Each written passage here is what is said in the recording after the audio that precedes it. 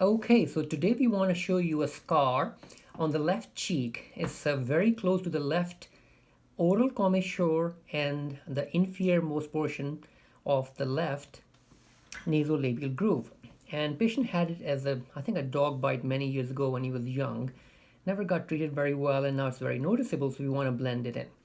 And if you notice very carefully, this is a scar, but right here it's a chickenpox scar as well.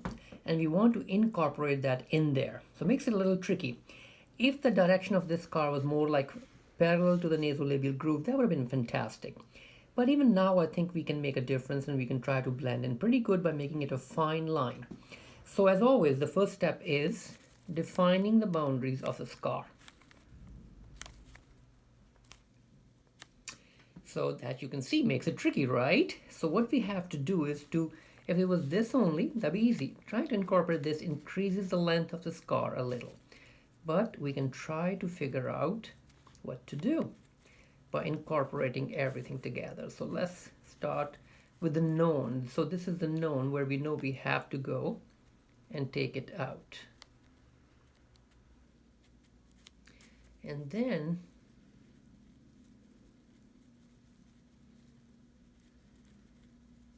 we are incorporating this one, and now obviously we have to extend it a little bit.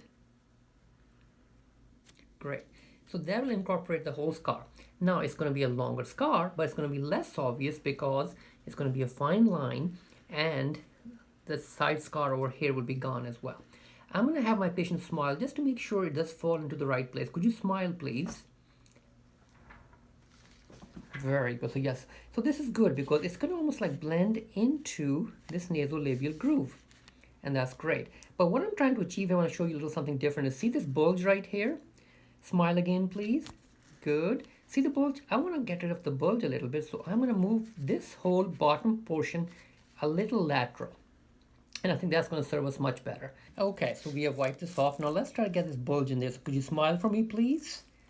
Very good. So right this bulge. So I'm going to go a little lateral to this. And bringing it this way. So that little difference is now going to reduce some of this bulge, and that's going to be very helpful. There you go. Great. I think we're all set. We'll show you at the end. We are just finished. As you can see that there's some edema from the injections and the procedure itself.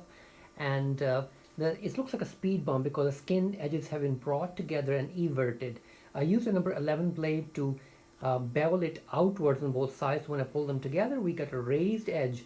So when it starts healing down, it becomes a fine line and does not separate over time. Plan is to wait for 4 to 5 days, take these out and put Dermabond glue to give it a little extra strength. There's absolutely no tension on the skin, just to make you aware. And you do not want any tension on the skin. Everything is underneath. So, and right now might look tense, and that's because of a lot of the local anesthesia in there. So we'll show you next time in about 4 to 5 days.